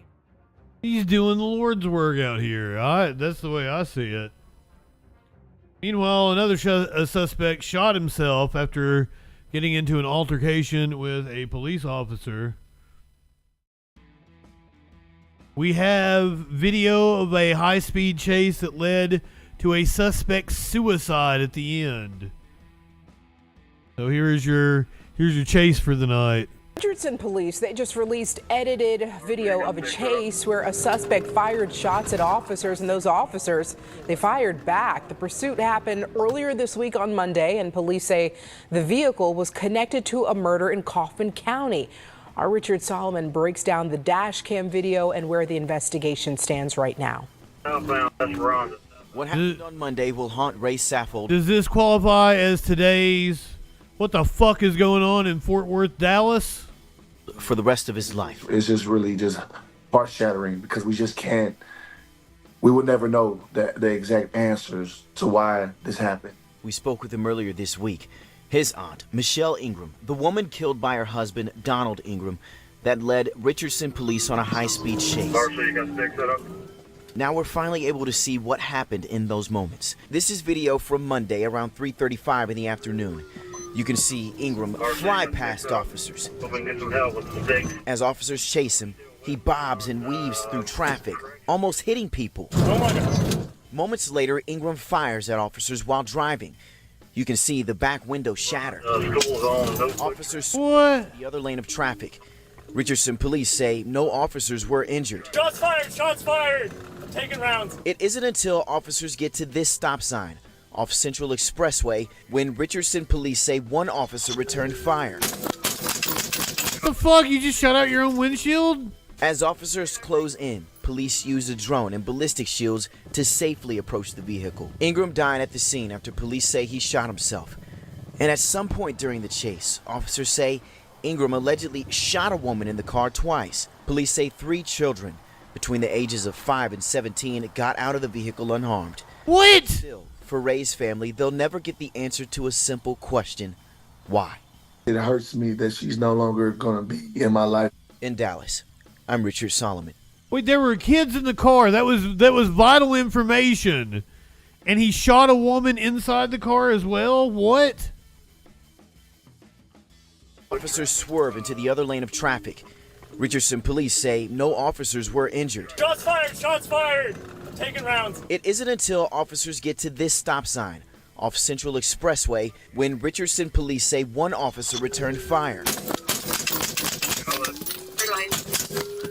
As officers close in, police use a drone and ballistic shields to safely approach the vehicle. Ingram died at the scene after police say he shot himself. And at some point during the chase, officers say Ingram allegedly shot a woman in the car twice. Police say 3 children between the ages of 5 and 17 got out of the vehicle unharmed. But still, for Ray's family, they'll never get the answer to a simple question: why? It hurts me that she's no longer going to be in my life. In Dallas, I'm Richard Solomon. Well, that was fucking crazy.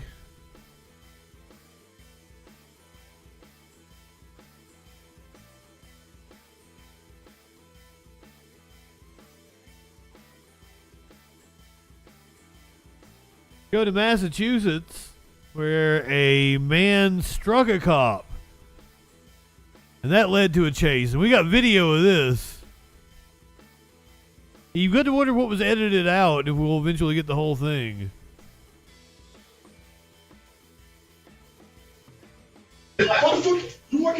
A man forces his way into this Weymouth convenience store with 2 police officers following close behind. I don't know anything. The door was sold. Relax. Somebody at a laundromat next door has just called police to say the man was acting strangely. What is your name? When one of the officers asks the man's name, he flashes a driver's license, then takes a pack of cigarettes he's bought and walks back out. Ain't done nothing wrong. More police arrive. They say the man gets into a gray Mercedes just out of view on the right here, then slams it into reverse. The car backs into the cruiser once, twice, and then a third time. Yeah! Oh my God, oh my God. This is what I'm talking about. Get out, draw their firearms, but don't shoot. As the Mercedes pulls out, police chase it out onto Route 3, where it crashes into some trees. You're charged with assault with a dangerous weapon. In court, 29-year-old Jeff Joseph from Taunton shook his head and appeared to dance. Joseph's sister says he has schizophrenia and that he disappeared 3 weeks ago.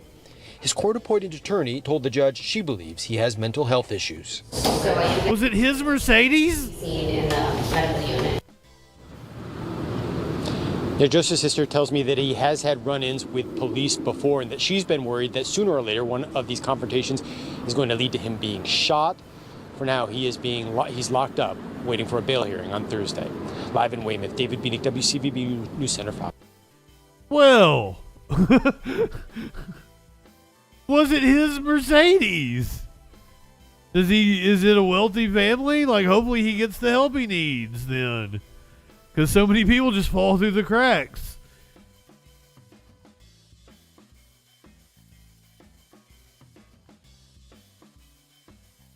Speaking of wealthy people, let me show you a video of a woman stealing a Porsche.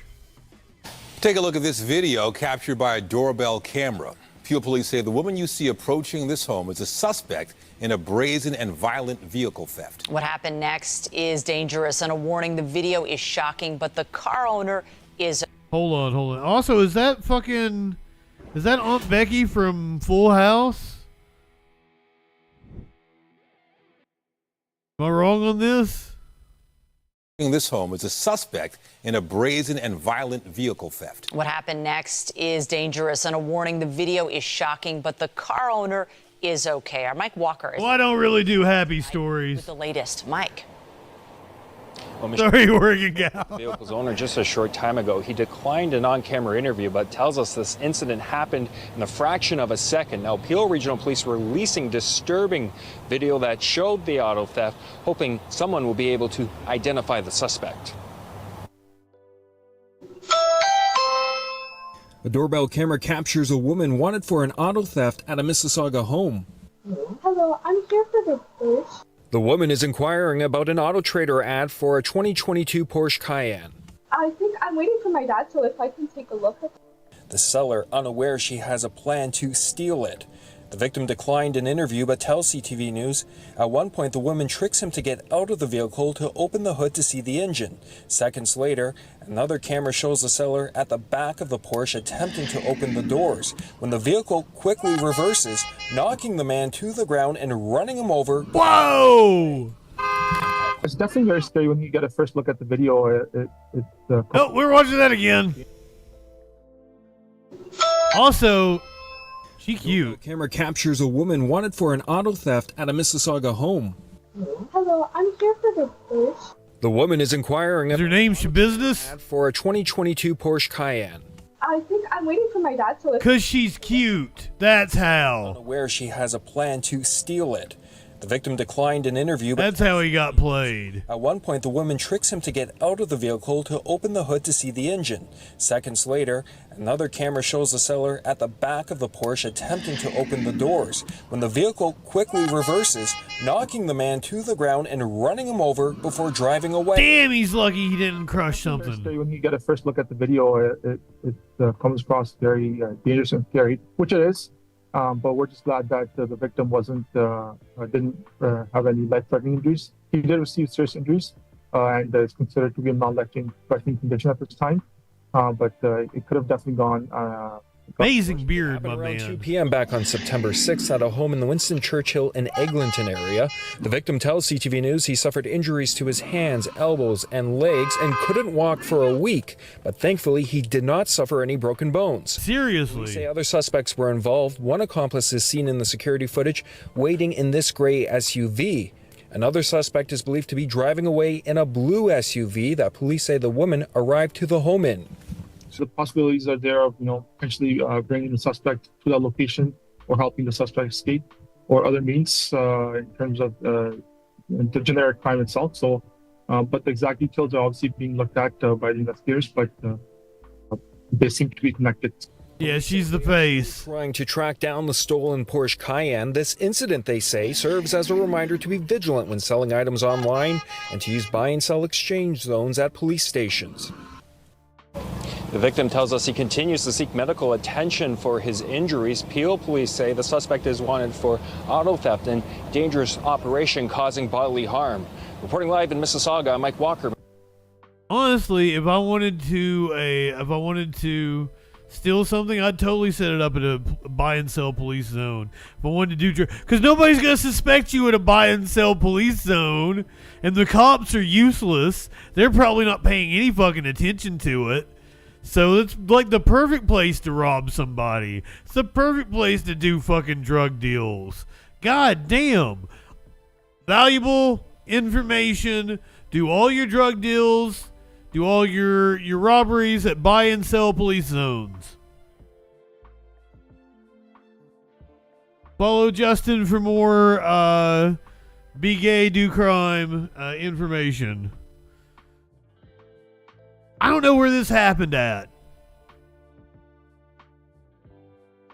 It was in Miami. A car was dangling from a parking garage in Miami. Some breaking news that we want to bring to you. Remember, when we do get these live feeds and breaking news, we'll just bring it to you as they come into our newsroom and pump them out right to you. That is exactly what we have here. Let me dial this up in here for you. Dial this up. Miami, Florida. Look at this. A dangling car. It looks like a parking structure, maybe a parking garage area. But I wouldn't buy anything from that guy. Wow.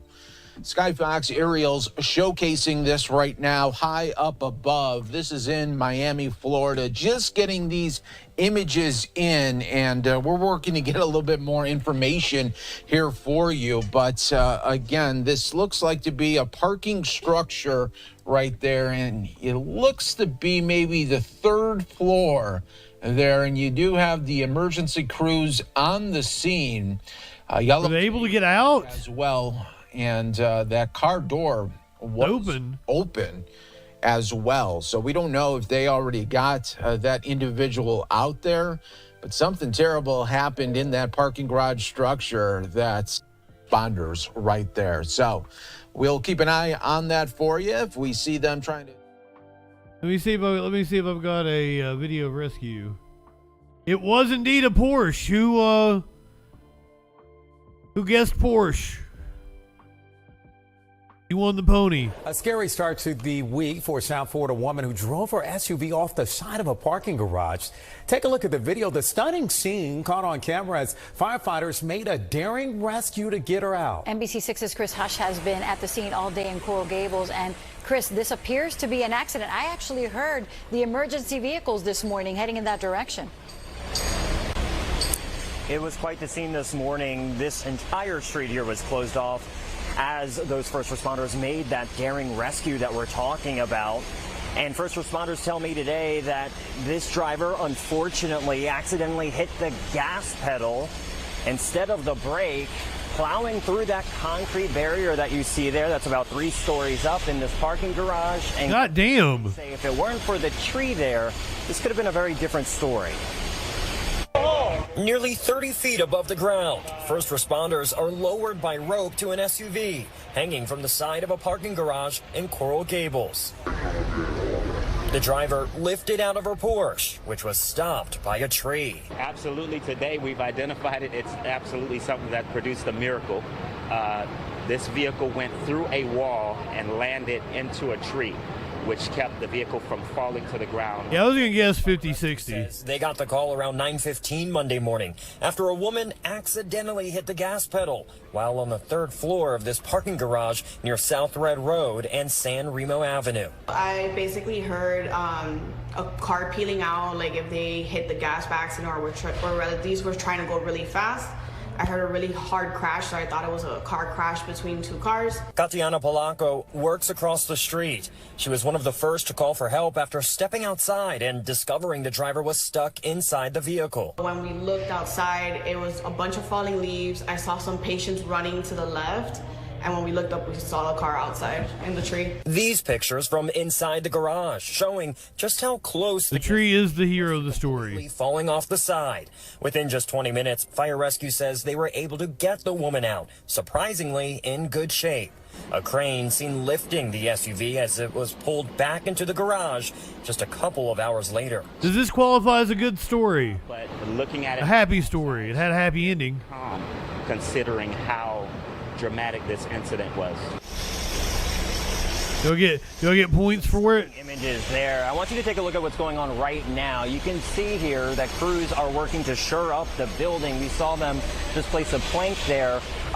It appears to be up against the third floor there, exactly where that hole is, where the SUV came crashing. I don't know, Flash. We also know that structural. It looked like all the wheels were over. To make sure. I don't think you could have done it with your winds. And as you heard the first responders in that piece, this driver was just checked out at the hospital, but is expected to be okay. Live in Coral Gables tonight, I'm Chris Hush, NBC 6 News. No, don't name and shame her. It does not give her age.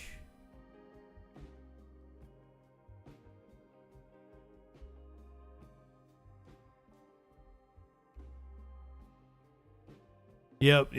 Does not give her age in the story. I looked it over.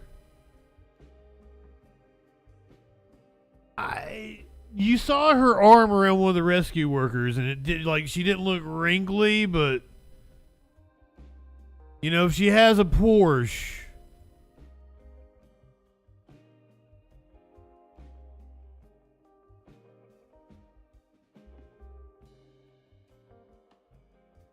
police in New York are on the hunt for two men who've been going around pulling a ditty on some kids.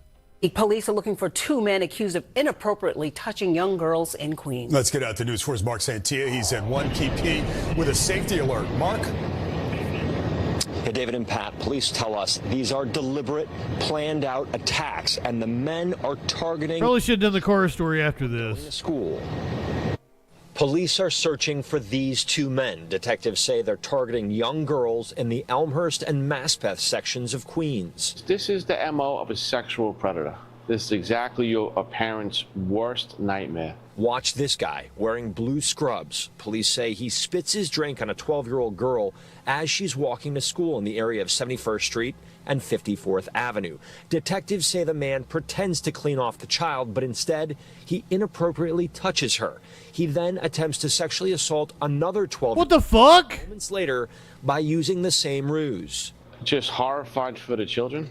Police say there's a second groper attacking children in the same area. Using a dog to entice the girls into a conversation on a bus. Police say this man riding a crowded Q58 bus in the morning as children are going to school near 72nd Street and Grand Avenue. He's carrying a Chihuahua in a bag. Police say he uses the dog to make Kiro Taco Bell. This man is intentionally using a puppy to sexually abuse girls on the way to school on a bus. The man gropes one 11-year-old. Minutes later, on the same bus, he gropes another 11-year-old. Save the puppy! Chief John Schell is disgusted. Predatory, dangerous, and common. Yeah, those are kids the cops could be molesting. Residents in the area are furious. I think that's terrible. It's horrible. That should never happen in a neighborhood with anybody. The NYPD. I'd be friends with that dude. Resources across the community and also encouraging parents to speak to their children about these two men. Chihuahuas are evil. The Chihuahua might need to be charged as an accessory. Quickly, we're hitting the bus lines, we're hitting the schools, crime prevention, community affairs, cops on the beat with these pictures. We're going to close these two out rather quickly. The chief tells us they're also working with the community, working very closely with the community to find the two men. He says he is. Oh, don't spoil my fun, Prometheus. Arrest should be made soon. We're live in Lower Manhattan. Mark Santia, News 4 New York. Now, I had a friend that had a Chihuahua, and it was the sweetest little baby. I mean, it was it was timid, and it wanted to just be like beside its human at all fucking times.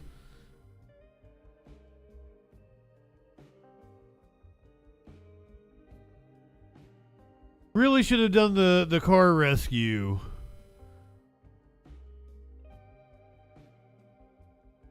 Because like we went back into dark territory there. I didn't mean to do that. I was trying to kind of get to the the fun stuff. Seth Rollins, my arch nemesis, who I would like to sue him for stealing my gimmick. He was thrown out of the stands by Ty Hilton at an NFL game on Sunday. At the Chicago Bears versus Indianapolis Colts game on Sunday, September 22nd, the Seth Rollins appeared on the big screen in the crowd wearing a Colts jersey. Rollins would then tear the jersey off to reveal a Bears jersey underneath. There's his first appearance on the screen. Former world champion, Seth Rollins, my arch nemesis.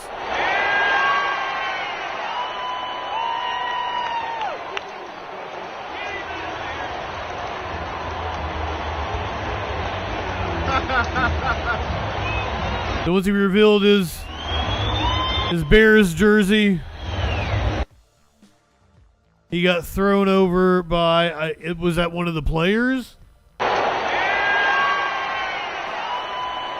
Who was Ty Hilton?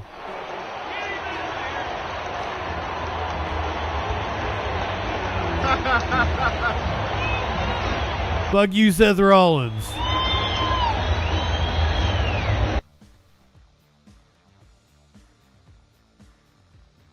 Do I need to explain who Seth Rollins is and what my beef is with him? Does Prometheus need the rundown? I don't know where I put the video. Where have I got it saved? I used to have it set up as a commercial break.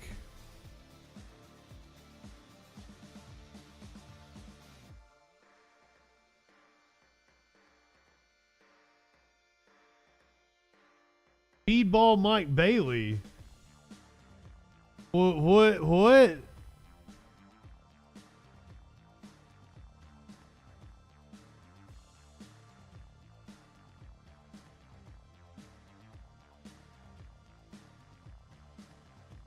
Seriously, I don't even know where the video is. I guess I could watch it on YouTube, but oh well.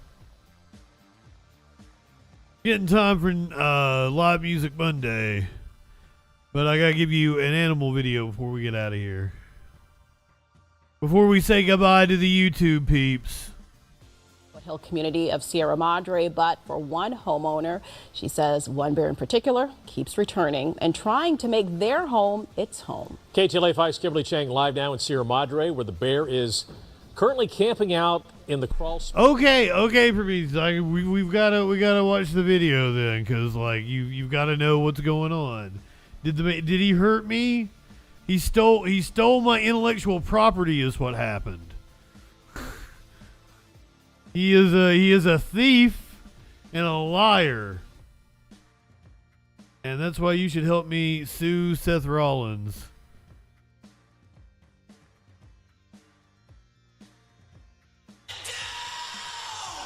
This is WWE superstar and multiple-time champion Seth Rollins.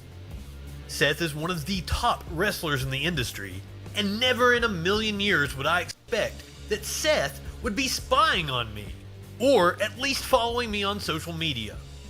You see, a few years ago, around 2015 or 2016, Seth started referring to himself as Seth freaking Rollins. Now, Justin, you may say, your name is JustinFREAKIN. That's not very similar. And you'd be right. Because this video is getting close to like 10 years old. But I actually rebranded myself as JustinFREAKIN after Rollins blatantly stole my gimmick. Before last year, I went by JustinFREAKIN Mullins. JustinFREAKIN Mullins. Justin freaking Mullins. I am on film and audio, calling myself JustinFREAKIN Mullins several years before Seth Rollins. I need to redo this video. In the Wayback Machine, we can see that I've actually been using the appellative since I was in high school. If this was Seth's only offense, I might let it slide. But recently he started referring to himself as the Monday Night Messiah. I wonder where I have heard something like that before. I am the new media messiah. I am the new media messiah. Self-proclaimed new media messiah. The new media messiah. So, Seth, since you and the WWE are clearly paying attention to me, consider this video your cease and desist to stop infringing on my intellectual property, and issue me a check for a cut of that sweet merchandise money. Obviously, you and the WWE are big fans of my ideas, so maybe you should offer me a slot on the creative team. Anyone who has watched Raw in the past decade knows you could use the help. And ironically, they're really good now, so they got the help they needed. So that's the Seth Rollins feud. You're the Seth Rollins. Well, Seth has been out. He's not been on TV lately. All right, back to the bear story. A bear living under a home in Sierra Madre. Inside in the foothill community of Sierra Madre, but for one homeowner, she says one bear in particular keeps returning and trying to make their home its home. KTLA 5's Kimberly Chang live now in Sierra Madre, where the bear is currently camping out in the crawl space. Damn, Kimberly. Nestler family home. Kimberly. Glenn Corrine, yes, we have been on bear watch, if you will, for the last couple of hours. We have not seen that bear exit from the crawl space underneath this home. There is something about Kimberly. Closer, we're still keeping a safe distance. But earlier today, we were doing our interview with the homeowners right here on the front porch.